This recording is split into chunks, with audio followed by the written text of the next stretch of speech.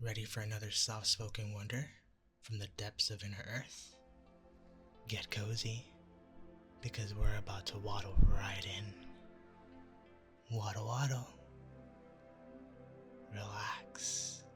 Headphones on. And let's get lost in the story. Don't forget to like and subscribe for more. Now let's begin chapter 2. In 3, 2, 1. The noise was deafening. The sensation was frightful. For a full minute, neither of us could do aught but cling to the proverbial desperation of the drowning man, to the handrails of our swinging seats. Then, Perry glanced at the thermometer. "God," he cried, "it cannot be possible. Quick! What does the distance meter read?" That and the speedometer were both on my side of the cabin, and as I turned to take a reading from the former, I could see Perry muttering, 10 degrees rise. It cannot be possible." And then, I saw him tug frantically upon the steering wheel as I finally found the tiny needle. As I finally found the tiny needle in the dim light, I translated Perry's evident excitement, and my heart sank within me. But when I spoke, I hid the fear which haunted me. "It will be 700 feet, Perry," I said. "By the time you can turn her into the horizontal." "You better lend me a hand then, my boy," he replied, "for I cannot budge out of the vertical alone. God gave that our combined strength may be equal to the task, for else we are lost." I wormed my way to the old man's side, with never a doubt but that the great wheel would yield on the instant to the power of my young and vigorous muscles. Nor was my belief mere vanity, for always had my physique been the envy and despair of my fellows, and for that very reason it had been waxed even greater than nature had intended, since my natural pride in my great strength had led me to care for and develop my body and muscles by every means within my power. What with boxing, football, and baseball, I had been in training since childhood. And so, it was with the utmost confidence that I had laid hold of that huge iron rim. But though I threw every ounce of my strength into it, my best effort was as unavailing as Perry's had been.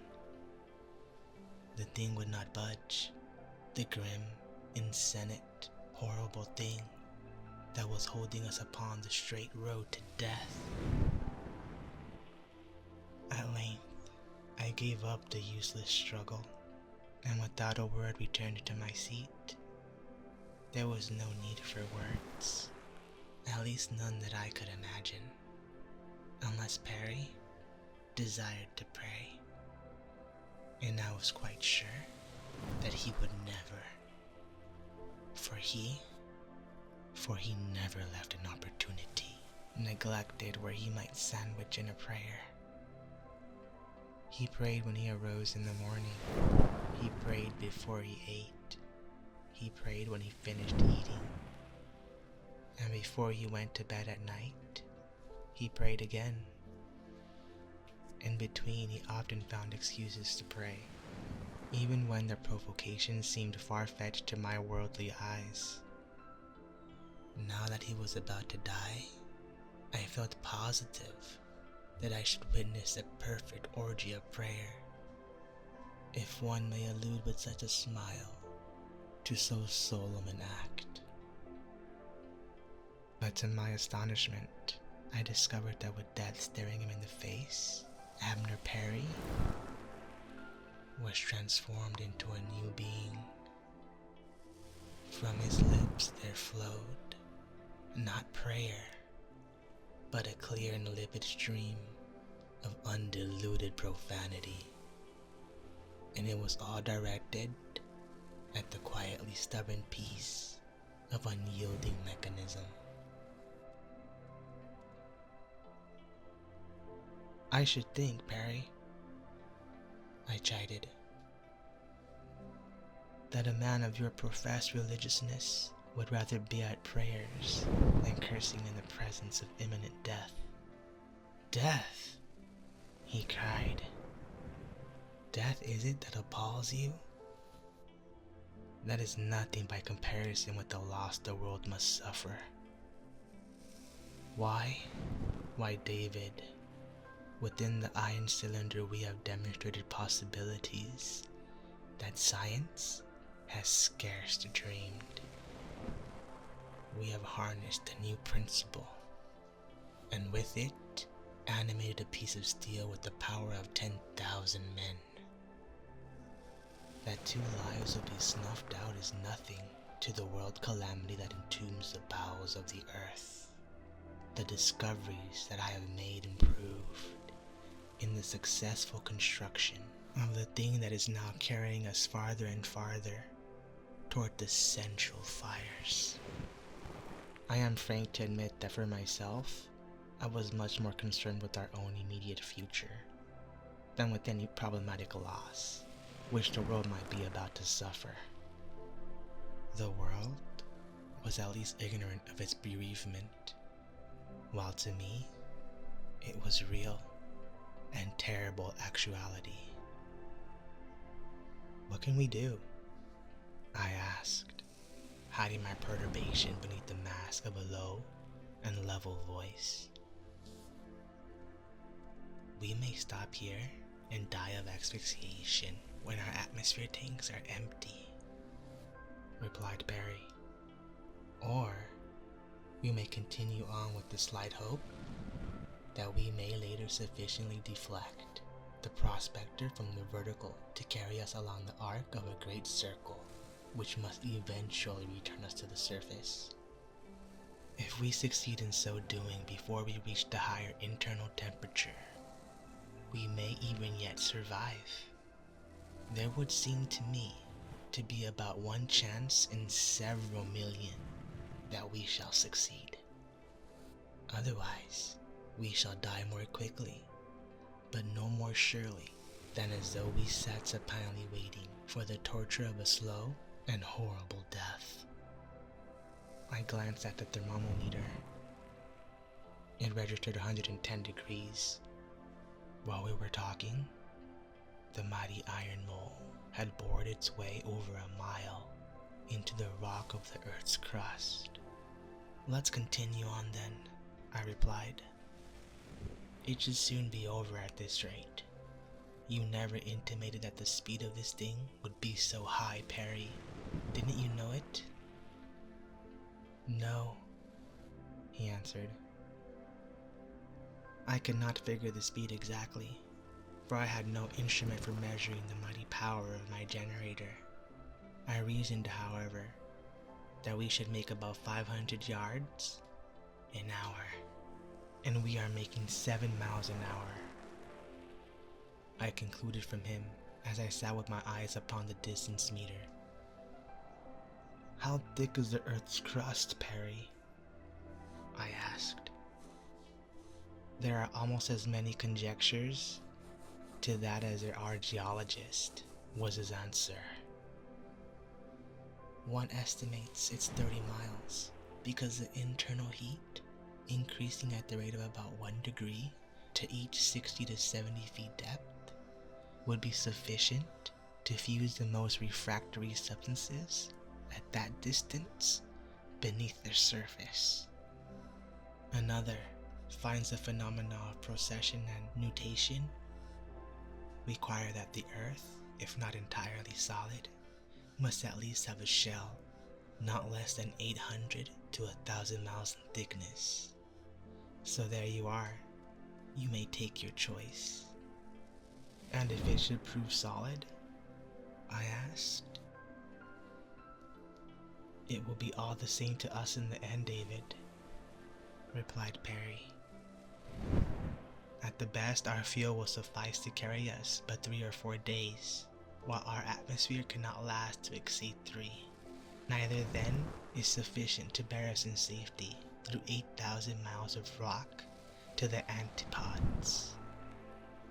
If the crust is of sufficient thickness, we shall come to a final stop between 600 and 700 miles beneath the Earth's surface. But during the last 150 miles of our journey, we shall be corpses. Am I correct? I asked. Quite correct, David. Are you frightened? I don't know. It has all come so suddenly that I scarce believe that either of us realizes the real terrors of our position. I feel that I should be reduced to panic, but yet I am not. I imagine that the shock has been so great as to partially stun our sensibilities. Again, I turned to the thermometer. The mercury was rising with less rapidity. It was now about 140 degrees. Although we had penetrated to a depth of nearly 4 miles, I told Perry, and he smiled. We have shattered one theory at least, was his only comment, and then he returned to his self-assumed occupation of fluently cursing the steering wheel. I once heard a pirate swear, but his best efforts would have seemed like those of a tyro, alongside of Perry's masterful and scientific imprecations. Once more, I tried my hand at the wheel, but I might as well have essayed to swing the earth itself. In my suggestion, Perry stopped at the generator, and as we come to a rest, I again threw all my strength into a supreme effort to move the thing even a hair's breadth. But the result was as barren as when we had been traveling at top speed. I shook my head sadly and motioned to the starting lever. Perry pulled it toward him, and once again we were plunging downward toward eternity at the rate of 7 miles an hour. I sat with my eyes glued to the thermometer and the distance meter. The mercury was rising very slowly now, though even at 145 degrees, it was almost unbearable within the narrow confines of a metal prison. About noon, or 12 hours after our start upon this unfortunate journey, we had boarded to a depth of 84 miles, at which point the mercury registered 150 degrees Fahrenheit. Perry was becoming more hopeful, although upon what meager food he sustained his optimism, I could not conjecture. From cursing he had turned to singing. I felt that the strain had at last affected his mind. For several hours we had not spoken, except as he asked me for the readings of the instruments from time to time, and I announced them. My thoughts were filled with vain regrets. I recalled the numerous acts of my past life, which I should have been glad to have had a few more years to live down. There was the affair in the Latin common Andover. Calhoun and I had put gunpowder in the stove and nearly killed one of the masters. And then, but what was the use? I was about to die and atone for all these things and several more. Already the heat was sufficient to give me a foretaste of the hereafter. A few more degrees, and I felt that I should lose consciousness. What are the readings now, David? Perry's voice broke in upon my somber reflections. 90 miles and 153 degrees, I replied. God, but we knocked that 30-mile crust theory into a cooked hat, he cried gleefully. Precious lot of good it would do us. I growled back. But my boy, he continued, doesn't that temperature reading mean anything to you? Why it hasn't gone up in 6 miles? Think of it, son. Yes, I'm thinking of it, I answered. But what difference will it make when our air supply is exhausted, whether the temperature is 150 degrees or 153,000? We'll be just as dead, and no one will know the difference anyhow. But I must admit that for some unaccountable reason, the stationary temperature did renew my waning hope. What I had hoped for, I could not have explained, nor did I try. The very fact, as Perry took pains to explain, of the blasting of several very exact and learned scientific hypotheses made it apparent that we could not know what lay before us within the bowels of the earth, and so we might continue to hope for the best, at least until we were dead. When hope would no longer be essential to our happiness, it was a very good and logical reasoning, and so I embraced it. At 100 miles, the temperature had dropped to 152.5 degrees. When I announced it, Perry reached over and hugged me. From then on until noon of the second day, it continued to drop until it became as uncomfortably cold as it had been uncomfortably hot before. At the depths of 240 miles, our nostrils were assailed by almost overpowering ammonia fumes, and the temperature had dropped to 10 below zero. We suffered nearly 2 hours of this intense and bitter cold, until about 245 miles from the surface of the earth, we entered a stratum of solid ice, when the mercury quickly rose to 32 degrees. During the next 3 hours, we passed through 10 miles of ice, eventually emerging into another series of ammonia-impregnated strata, where the mercury again fell to 10 degrees below zero. Slowly it rose once more, until we were convinced that at last we were nearing the molten interior of the earth. At 400 miles, the temperature had reached 153 degrees. Feverishly, I watched the thermometer. Slowly it rose. Perry had ceased singing and was at last praying. Our hopes had received such a death blow that the gradually increasing heat seemed to distort imaginations much greater than it really was. For another hour I saw that pitiless column of mercury rise and rise, until at 410 miles it stood at 153 degrees.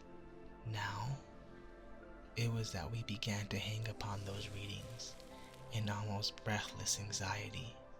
153 degrees had been the maximum temperature above the ice stratum.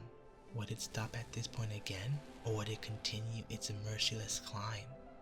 We knew that there was no hope, and yet, with the persistence of life itself, we continued to hope against practical uncertainty.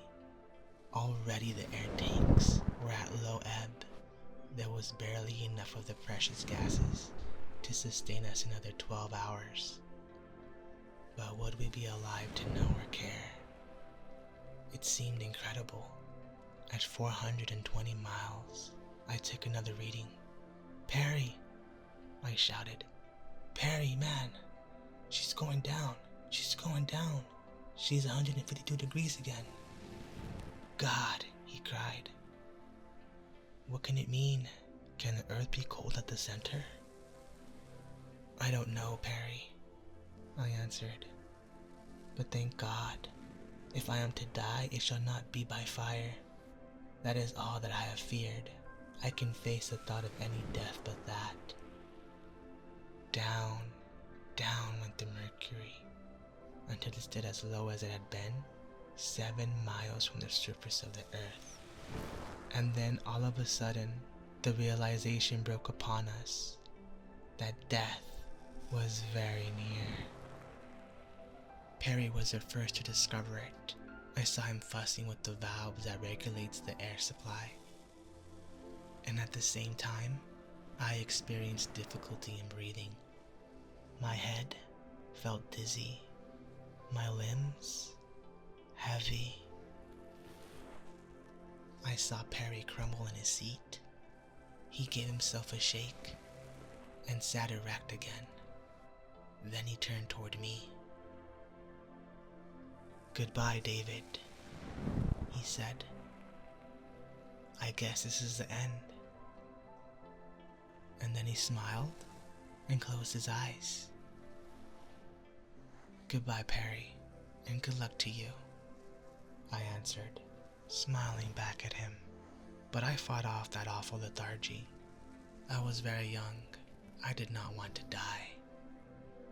For an hour, I battled against the cruelly enveloping death that surrounded me upon all sides. At first, I found that by climbing high into the framework above me, I could find more of precious life-giving elements. And for a while, these sustained me. It must have been an hour after Perry had succumbed that I at last came to the realization that I could no longer carry on this unequal struggle against the inevitable.